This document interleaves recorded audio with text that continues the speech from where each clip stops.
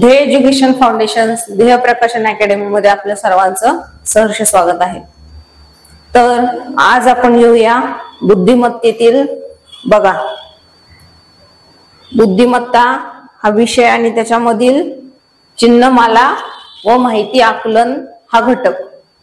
तर बघा आता मराठी भाषेत चिन्ह म्हणजे विशिष्ट अर्थ व्यक्त करण्यासाठी वापरले जाणाऱ्या खुणा किंवा प्रतीके, विरामचिन्ह जसे की पूर्णविराम, स्वल्पविराम, प्रश्नचिन्ह, उद्गारवाचक चिन्ह आणि अर्धविराम आणि कंसात वाक्याचा अर्थ स्पष्ट करण्यासाठी, याला वाचायला सोपे करण्यासाठी वापरली जात आहेत।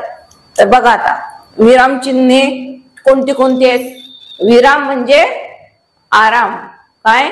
विराम म्हणजे आराम। तर तो कोणत्या कोणत्या प्रकारचा घेतला जातो? आपण वाचताना, वाचन करत असताना आपण सलगच्या सलग वाचणार नाही, त्यामुळे ते वाचनाची गोडी राहत नाही किंवा ते ऐकणाऱ्यालाही चांगलं वाटत नाही। त्यामुळे स्वल्पविराम, अल्पविराम, पूर्णविराम असे विराम घेणे आवश्यक आहे वाचनामध्ये। आपल्या मराठी भाषेमध्ये, मराठी भाषेमध्ये काय सगळ्याच भाषेमध्ये असतात ते तुम्ही बघालच पुढे। तर बघा विराम चिन्हे कोणती कोणती आहेत। इंग्लिश मध्ये देखील असतात, मराठीमध्ये, हिंदीमध्ये, बऱ्याच भाषेमध्ये आपल्याकडे हे असे विराम चिन्हे वापरावीच लागतात। तर बघा पूर्णविराम वाक्य पूर्ण झाल्यावर वापरले जाते। आता पूर्णविराम यावरूनच तुम्हाला त्याची माहिती मिळेल। पूर्णविराम म्हणजे काय? पूर्णविराम म्हणजे थांबणे, पूर्णपणे थांबणे। पण पूर्ण कधी थांबायचं? जेव्हा एखादं वाक्य पूर्ण झाल्यावर थांबणे म्हणजे त्याला म्हणतात पूर्ण विराम। पुढे बघा स्वल्पविराम काय आहे? स्वल्पविराम दोन किंवा अधिक गोष्टी वेगळ्या दाखवण्यासाठी किंवा थोडे थांबण्यासाठी वापरल्या जातात। दोन किंवा अधिक गोष्टी वेगळ्या दाखवण्यासाठी किंवा थोडेसे थांबण्यासाठी। एका श्वासामध्ये एखादे वाक्य काही मोठे असतात, तर एकदाच आपण वाचायला सुरुवात केली का वाचता येतात का? तशी ती नाही वाचता येत, त्यामुळे त्यामध्ये स्वल्पविराम घ्यावा लागतो। तर पुढे बघा प्रश्नचिन्ह। प्रश्नचिन्ह बोलल्यावरच कळेल तुम्हाला प्रश्नचिन्ह म्हणजे काय।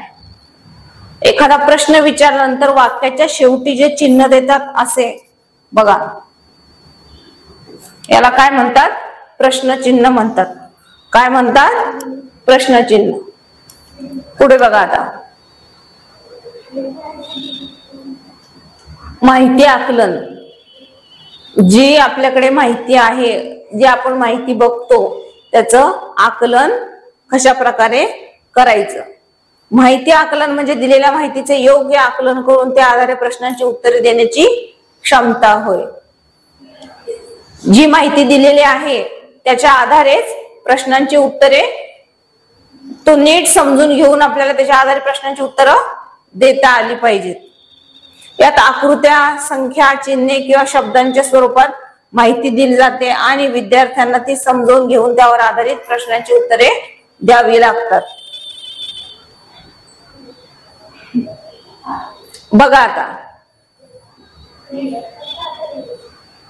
प्रश्न। तर बघा आता आपल्या परीक्षेला कोणत्या प्रकारचे प्रश्न येतील? परीक्षेमध्ये प्रश्न बघितल्यावर आपल्याला त्याचं पटकन उत्तर समजलं पाहिजे आणि पटकन आपण ते परीक्षेमध्ये लिहिले पाहिजे। तर कशा प्रकारचे प्रश्न येतील? बघा आता इथे कोणते कोणते प्रश्न आहेत ते खालीलपैकी ह्याचं स्क्रीनशॉट काढत चला। जेव्हा आपल्याकडे एखादी स्लाइड येते तर त्याचा स्क्रीनशॉट काढून आपल्याकडे ठेवायचा, म्हणजे आपल्याला त्याचं परत अभ्यास करणं परत सोपं जातं। ठीक आहे? बघा आता पुढे खालीलपैकी वेगळे चिन्ह कोणते? काय? खालीलपैकी यामधलं वेगळं चिन्ह कोणतं आहे? बघा वेगळं चिन्ह कोणतं आहे? हा गोल आहे, हा चौकोन आहे, हा त्रिकोण आहे। पण हे सगळे भरलेले आहेत का किंवा रंगवलेले आहेत का? तर नाही, हे रिकामेच आहेत। असा आहे, असा आहे, आणि असा आहे, पण हा गोल पूर्ण भरलेला आहे, म्हणून खालीलपैकी वेगळे चिन्ह कोणते येणार? तर हा गोल. कोणते येणार? गोल येणार. कळतायत का प्रश्न? कळाला का हा प्रश्न? पुढचा बघा प्रश्न आता. ए म्हणजे बी. काय? ए म्हणजे बी, बी म्हणजे सी, सी म्हणजे डी असेल तर ए नंतर काय येते? बघा हा, ए नंतर काय येते? आता खरं बघायला गेलं तर ए नंतर काय येतं? बी येतं. काय येतं? बी येतं. पण बी ला काय म्हटलंय त्यांनी? ए म्हणजे बी आहे, बरोबर? ए म्हणजे बी आहे. मग आपण ए च्या जागेला बी लिहू शकतो. ए म्हणजे बी आहे. पण म्हणजे खरं बघा, खरं ए आहे, हा बी आहे असं म्हटलेलं आहे. पुढे बी म्हणजे सी, इथं काय आहे? बी. बी म्हणजे काय आहे? सी आहे. काय आहे? सी आहे. आणि सी म्हणजे काय आहे? डी आहे. तर त्याने विचारलं ए नंतर काय येतं? आता मला सांगा, ए नंतर काय येतं?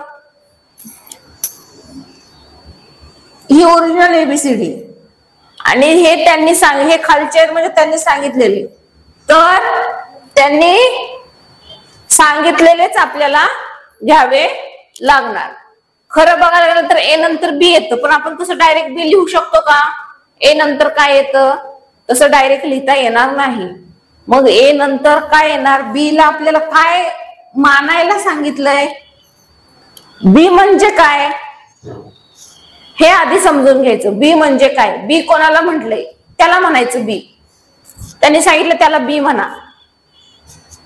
काय म्हणले? त्याला बी म्हणा. कुणाला बी म्हणा? सी ला.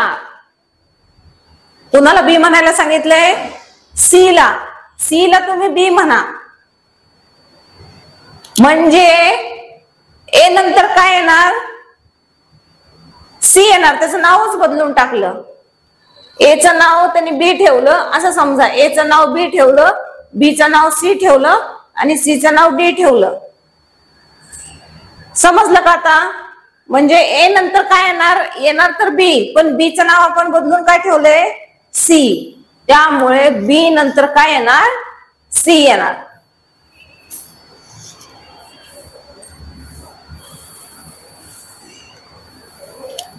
हा टॉपिक असा समजून घ्यायचा की नाव बदलून टाकायची. आपण त्याचं बारसं घालायचं आणि त्यांनी सांगितलंय ते नाव ठेवायचं. त्यांनी सांगितलं ह्याचं हे नाव आहे, हे नाव बदला. काय सांगितलंय? नाव बदलायचं. म्हणजे बघा, एचं नाव बी ठेवलं, बीचं नाव सी ठेवलं, सीचं नाव डी ठेवलं. असं त्यांची बारशी घालून घेतली आणि नाव बदलून घेतलं. मग आता नाव बदललेल्या मध्ये ओळखायचं कशानंतर कशाला काय म्हणतात ते. कळलं? तर बघा आता खालीलपैकी योग्य क्रम कोणता आहे? सोपा प्रश्न हा आला पाहिजे तुम्हाला. तुम्हालाच आला पाहिजे सॉल्व्ह करायचा. बघा,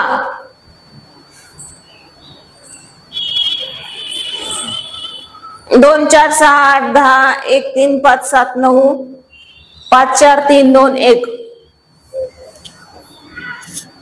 तसे ह्या पण क्रमानेच आहेत, पण उलट्या क्रमाने. ह्या पण क्रमानेच आहेत, पण यांच्यामध्ये 2 2 2 चा फरक आहे. या क्रमाने आहेत आणि या विषम संख्येत. कोणते? विषम संख्येत. तर खरा क्रम कोणता? खरा क्रम हा 1 2 3 4 5. यामध्ये काही गाळलेलं नाही. इथे 2 2 चा फरक केलाय. ह्या उलट्या मांडल्यात आणि ह्या विषम संख्येत. विषम संख्यामध्ये देखील 2 2 2 चा फरक होतोय. त्या विषम तर ह्या सम. त्यामुळे बघा आता आपलं उत्तर ऑप्शन नंबर 1.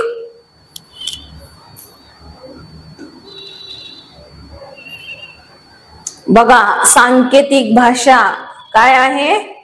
एका सांकेतिक भाषेत CAT म्हणजे FDU असेल तर DOG म्हणजे काय? काय DOG म्हणजे काय?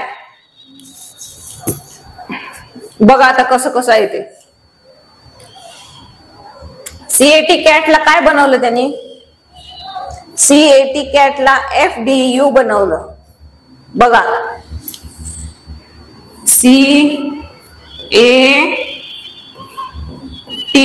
CAT कॅटचं काय झालं?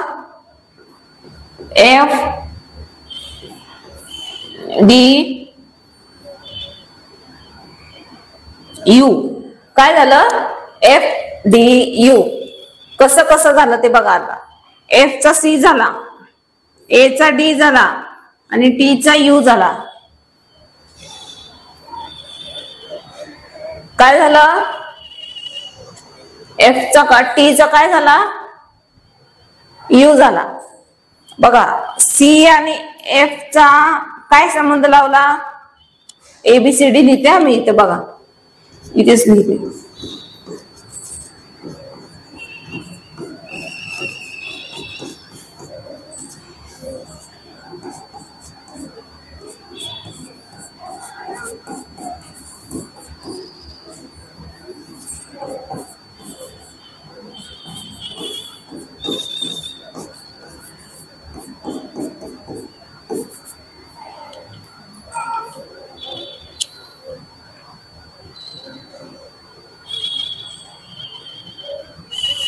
बघा आता काय काय झालं ते. C नंतर काय आला? F आला. C नंतर F आला. काय आला? C नंतर F आला. A नंतर D आला. काय झालं? A नंतर D आला आणि T नंतर लगेच U आला. तर आपल्याला आता DOG डॉगचं काढायचं आहे. DOG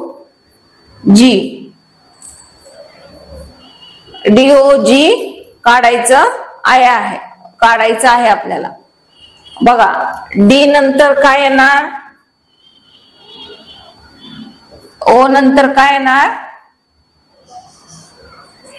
आणि G नंतर काय येणार? ते तसं तर तुम्ही बघा आता काढायचं ह्याचं. मी सांगितलं ना तुम्हाला कसं कसं काढायचं ते. तर बघा काय उत्तर येईल शोधण्याचा प्रयत्न करा. मी तुम्हाला एक हिंट दिले तसं काढायला बघा. बघा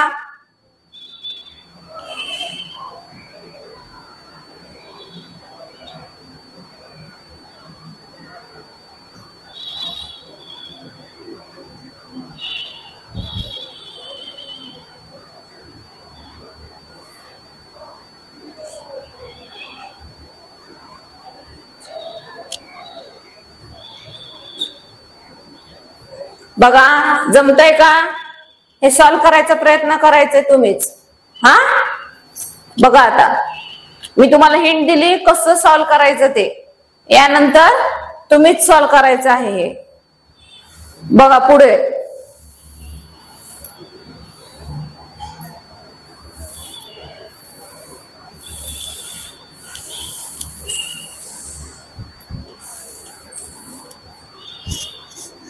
खालीलपैकी सर्वात मोठी संख्या कोणती? काय? खालीलपैकी सर्वात मोठी संख्या कोणती? तर बघा ह्याच्यामध्ये सर्वात काय 10, 25, 18, 30 यामध्ये मोठी संख्या कोणती येते? कळालं का उत्तर? पुढे बघा आता खालीलपैकी कोणता प्राणी निशाचर आहे? काय? खालीलपैकी कोणता प्राणी निशाचर आहे? तर कोणता प्राणी? मांजर. कोणता प्राणी? मांजर. पुढे बघा सूर्य या शब्दाचा समानार्थी शब्द कोणता? तुम्हाला शब्द समानार्थी शब्द विरुद्धार्थी शब्द हे सुद्धा माहिती असले पाहिजे. जास्तीत जास्त ते शब्द वाचण्याचा प्रयत्न करा. पुढे बघा सूर्य या शब्दाचा समानार्थी. आता हा शब्द तर तुम्हाला आलाच पाहिजे. सूर्य शब्दाचा समानार्थी शब्द बघा चंद्र येईल का? चंद्र येईल का, तारा येईल का, रवी येईल का ग्रह येईल? समानार्थी शब्द कोणता येईल? तर रवी. कोणता शब्द येतो आहे? रवी येतोय, रवी. पुढे बघा, पाऊस या शब्दाचा विरुद्धार्थी शब्द कोणता? काय? पाऊस या शब्दाचा विरुद्धार्थी शब्द कोणता? पाऊसच्या विरुद्ध काय येईल? पाऊसच्या विरुद्ध काय येतं? पाऊसच्या विरुद्ध ऊन येतं. पुस्तक हा शब्द कोणत्या भाषेतून आलेला आहे? काय? पुस्तक हा शब्द कोणत्या भाषेतून आलेला आहे? बघायचंय कोणत्या भाषेतून आलेला आहे? तर संस्कृत. कोणत्या भाषेतून? संस्कृत या भाषेतून आलेला आहे. पुढे बघा, राम आणि श्याम यांच्या वयांची बेरीज 25 आहे. राम हा श्याम पेक्षा 5 वर्षांनी मोठा आहे. तर रामचे वय किती? काय? तर रामचे वय शोधायचे आपल्याला. कसं शोधायचं?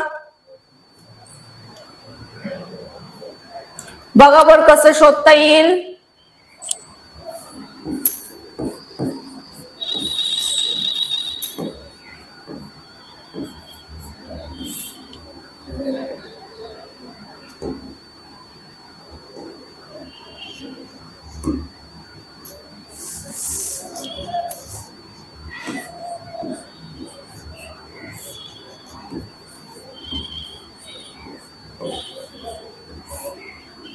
राम आणि श्याम बघा यांच्या वयांची बेरीज किती आहे? 25 आहे. म्हणजे ते किती असू शकतील? एक 5 आणि एक 20, एक 10 आणि एक 15. आपण असेच म्हणजे 5च्या पटीतलेच घेऊया. 5, 10 आणि 15 आणि 20 यांच्यापैकीच काहीतरी असेल असं समजूया. यांच्या वयांची बेरीज 25 आहे. तर राम हा श्याम पेक्षा 5 वर्षांनी मोठा आहे. दुसरं बघा काय सांगितलं. राम हा श्याम पेक्षा 5 वर्षांनी मोठा आहे. राम हा असं पण घेऊ शकतो. याचं 15 आणि याचं 10, याचं 20,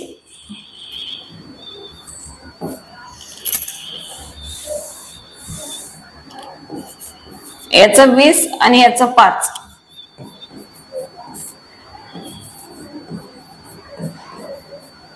श्याम. दुसरी कंडिशन काय सांगितले बघा आपल्याला. राम हा श्याम पेक्षा 5 वर्षांनी मोठा आहे. तर रामचे वय किती? राम हा राम आहे ना, हा 5 वर्षांनी मोठा आहे. कुणापेक्षा? श्याम पेक्षा. इथे राम हा मोठा तर आहे पण किती वर्षांनी? जवळजवळ हा 5 वर्षाचा, श्याम 5 वर्षाचा आणि राम 20 वर्षाचा. म्हणजे दोघांमध्ये 15 वर्षाचा फरक आहे. म्हणजे ह्या तर ऑप्शन आपलं चालणार नाही. हा बघा, राम हा श्याम पेक्षा मोठा आहे म्हणजे हे पण चालणार नाही. दुसरं बघा, राम हा श्याम पेक्षा 5 वर्षांनी मोठा आहे. इथे तर लहानच दिसतोय आपल्याला. राम 10 वर्षाचा आणि श्याम 15 वर्षाचा. म्हणजे राम तर लहानच दिसतोय. म्हणजे हे पण ऑप्शन गेलं. हे ऑप्शन बघा, राम 15 वर्षाचा आणि श्याम 10 वर्षाचा. राम हा श्याम पेक्षा 5 वर्षांनी मोठा आहे. बसलं का बरोबर? म्हणजे राम आणि श्यामची वय किती असतील बघा. दोघांची बेरीज 25 येते. म्हणजे रामचे वय किती? तर रामचे वय 15. किती येईल? 15. पुढे बघा,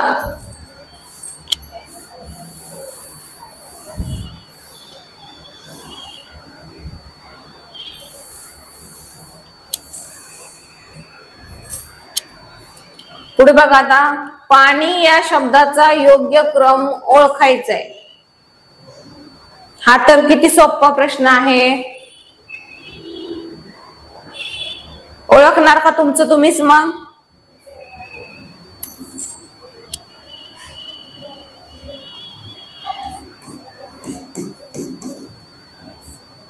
ओळखणार का? पुढे बघा, झाड या शब्दाचे अनेक वचन काय होईल? काय? झाड या शब्दाचे अनेक वचन काय होतं? झाडचं अनेक वचन काय होतं? तर झाडचं अनेक वचन झाडे हे होतं. काय होतं? झाडे. पुढे बघा, खालीलपैकी सर्वात लहान संख्या कोणती? काय? खालीलपैकी सर्वात लहान संख्या कोणती? सर्वात लहान संख्या 1, 10 आहे, 5 आहे आणि 20 आहे. तर याच्यातली सर्वात लहान संख्या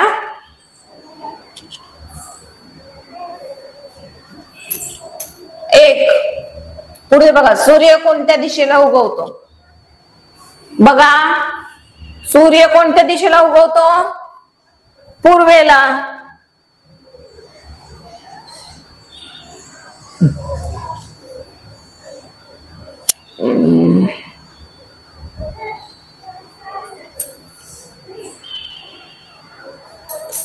बघा, आता पुढीलपैकी कोणती आकृती वेगळी आहे? हे तुम्हाला होमवर्क साठी आहे, पण मी त्याच्यामधले तुम्हाला हिंट देते, काय काय तुम्ही कसे सॉल्व्ह करू शकता हे क्वेश्चन. बघा, पुढीलपैकी कोणती आकृती वेगळी आहे? हे प्रश्न लिहायचे वहीत, मोबाईल मधून स्क्रीनशॉट काढून घ्यायचा आहे आणि प्रश्न सॉल्व्ह करायचे आहेत घरी.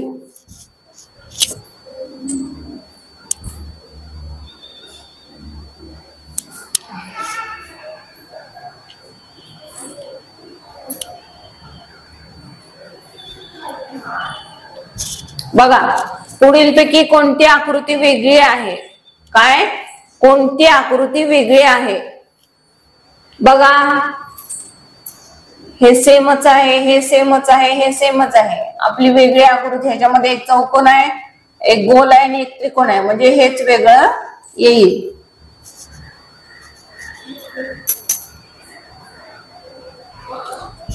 पुढे बघा,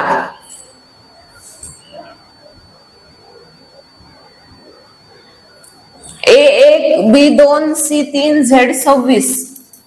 तर या शब्दांचा अंक किती येईल? ऍपल या शब्दाचा अंक किती येईल?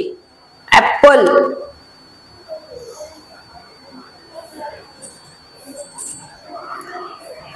ऍपल या शब्दाचा अंक किती येईल? बघा बरं, कसं शोधायचं? ABCD ला अल्फाबेट नुसार सगळ्यांना नंबर दिलेले आहेत, तर त्या नंबर नुसार ह्या ऍपल ह्याचे काढायचं आहे. पुढे बघा, सर्वात मोठी संख्या कोणती? कसं शोधायचं सर्वात मोठी संख्या?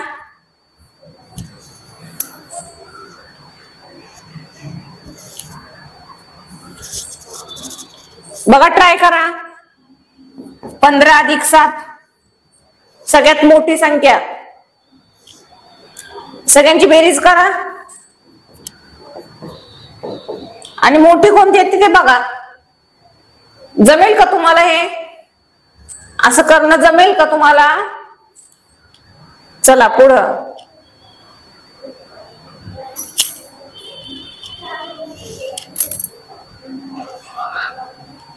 पुढचा प्रश्न बघा, जमतोय का तुम्हाला? कसा आहे? पुढीलपैकी सर्वात मोठी संख्या कोणती? काय? सर्वात मोठी संख्या कोणती? अरे डबल प्रश्न झालाय वाटतं. ठीक आहे, असू द्या, करा तरी पण सॉल्व. पुढे बघा, जर सूर्य पूर्वेला उगवतो तर चंद्र काय? जर सूर्य पूर्वेला उगवतो तर चंद्र कुठे उगवतो ते सांगायचं आहे.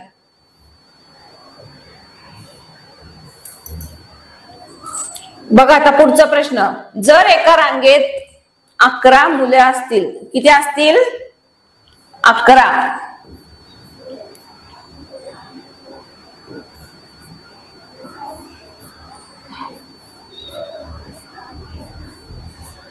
एका रांगेत 11 मुली उभ्या आहेत आणि तुमचा नंबर मधोमध आहे तर तुमचा कितवा नंबर असेल? समजतो का प्रश्न? जर एका रांगेत 11 मुले आहेत आणि तुमचा नंबर मधोमध आहे तर तुमचा नंबर कितवा असेल? बघा आता मी इथे नंबर लिहिते. समजा इथे मुले उभी आहेत. हा एक मुलगा, हा एक, 4 5 6 7 8 9 10 आणि 11 असे समजा की हे 11 मुले आहेत.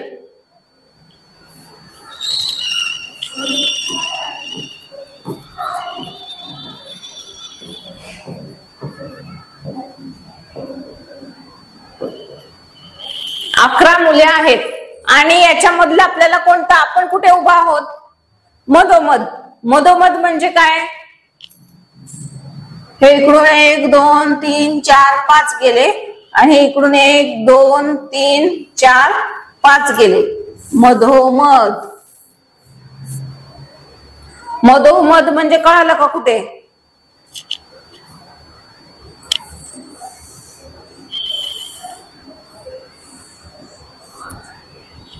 बघा आता 1 2 3 4 5 6 तर मधोमध म्हणजे काय? मधोमध म्हणजे काय? मधोमध म्हणजे बी. मधोमध म्हणजे 6वा. काय आहे? मधोमध म्हणजे काय? 6वा. आपला कितवा नंबर असणार आहे? 6वा नंबर असणार आहे. आपला कितवा नंबर असणार आहे? 6वा. तर हे असेच प्रश्न परीक्षेमध्ये असणार आहेत. कळतंय का तुम्हाला? हे असेच प्रश्न परीक्षेमध्ये असणार आहेत. पुढे बघा.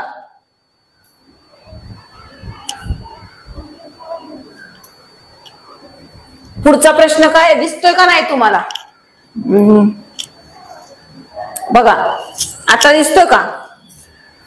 दिसतोय तर वाचता येतंय का? जर पुस्तक, मी वाचून दाखवते तुम्हाला. जर पुस्तक म्हणजे पेन, पेन म्हणजे चाकू, चाकू म्हणजे दप्तर आणि दप्तर म्हणजे भिंत असेल तर लिहिण्यासाठी काय वापरले जाईल? काय?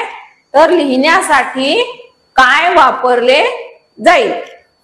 तर लिहिण्यासाठी आता तुम्ही आधीच सांगायचं. ह्याचं आपण ह्याच्यात मगाशी मी सांगितलं का नाही, बारसं करायचं म्हणजे नवीन नाव ठेवायचं. चाकूचं, पुस्तकाचं नाव काय ठेवलं बघा? पुस्तकाचं नाव काय ठेवलं आपण? पेन. पुस्तकाला काय म्हणायचं? पेन म्हणायचं. पेनाला काय म्हणायचं? चाकू. पेनाला काय म्हणायचं? चाकू. आणि चाकूला काय म्हणायचं? दप्तर. इथे सांगितलंय बघा. पेन म्हणजे चाकू, चाकू म्हणजे दप्तर आणि दप्तर म्हणजे भिंत. काय? दप्तराला काय म्हणायचं? भिंत म्हणायचं. आपण नेहमी म्हणतो तसं नाही, दप्तराला भिंत म्हणायचं. आता बघा, तर लिहिण्यासाठी काय वापरले जाईल? काय प्रश्न आहे? लिहिण्यासाठी काय वापरले जाणार? बघा आता लिहिण्यासाठी तुम्ही आधी सरळ सरळ सांगायचं. लिहिण्यासाठी काय वापरायचं? तर लिहिण्यासाठी चाकू लिहिण्यासाठी काय वापरायचं? पेन वापरायचं. लिहिण्यासाठी काय वापरतो आपण? असा पेन वापरतो. पण त्याचं बारसं करून आपण काय म्हटलं? त्यांनी काय म्हणायला सांगितलं? पेनाचं नाव काय ठेवायला सांगितलं? चाकू. पेनाचं नाव काय ठेवायला सांगितलं? चाकू. मग आता सांगा, त्यांनी जे सांगितलंय, आपण जे त्याचं नाव ठेवलंय तेच उत्तरामध्ये लिहायचं. तेच आपलं उत्तर असणार आहे. तर लिहिण्यासाठी काय वापरलं जातं? तर लिहिण्यासाठी चाकू वापरला जाईल. खरोखरचा चाकू का? त्याचं नाव ठेवलंय चाकू. कुणाचं नाव ठेवलंय? चाकू. पेनाचं.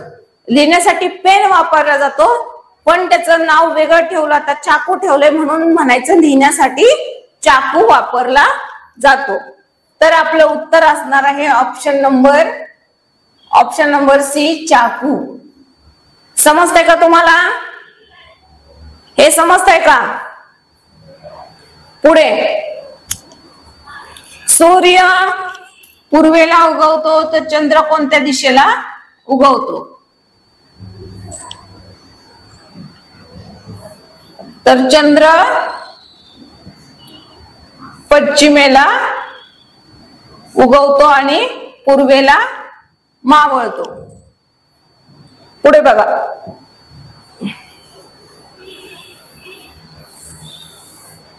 पुढचा प्रश्न बघा. सफरचंद एक फळ आहे तर वांगी काय आहे? काय? सफरचंद एक फळ आहे. फळ आहे माहिती ना तुम्हाला सफरचंद? तर सफरचंद फळ असेल तर वांगी काय आहे? वांग काय आहे? सफरचंद एक फळ असेल तर वांगी काय आहे? तर वांगी एक भाजी आहे. काय आहे? भाजी आहे, फळभाजी आहे. पुढे बघा, मोठा म्हणजे लहान तर उंच म्हणजे काय? मोठा म्हणजे लहान, लहान मोठा म्हणजे लहान. मग लहान म्हणजे त्यांनी म्हणजे काय वापरले? समानार्थी शब्द आहे, विरुद्धार्थी शब्द आहे, त्याच्यासारखाच आहे. मोठा आणि लहान याच्यामध्ये काय काय संबंध आहे? मोठा आणि लहान विरुद्धार्थी शब्द आहेत. कळतंय का तुम्हाला? मोठा आणि लहान काय आहेत? विरुद्धार्थी शब्द आहेत. मग याचा पण विरुद्धार्थी शब्द, मोठ्या आणि लहान मध्ये विरुद्धार्थीचे शब्दाचा हा संबंध असेल तर उंच याच्या पण आपल्याला विरुद्ध घ्यावं लागेल. उंच असा आणि त्याच्या विरुद्ध आखूड. काय येतो? आखूड. आखूड म्हणजे एकदम छोटा. उंच म्हणजे उंच असा आणि आखूड म्हणजे छोटा.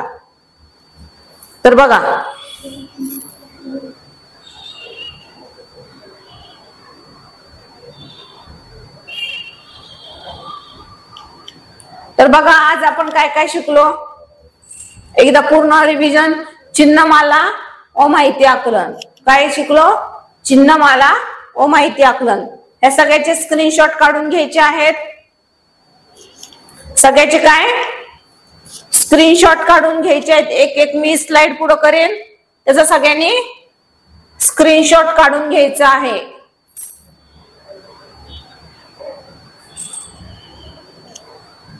बघा, काढा पटापटा स्क्रीनशॉट.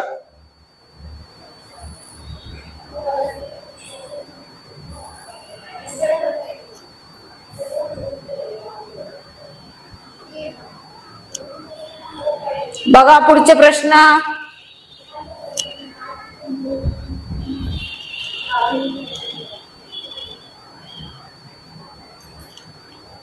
पटापट स्क्रीनशॉट काढून घ्यायचे आहेत आणि घरी सोडवायचं आहे.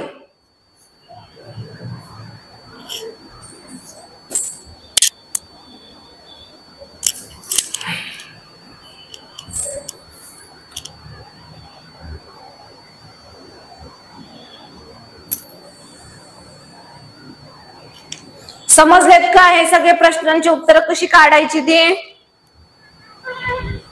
बघा,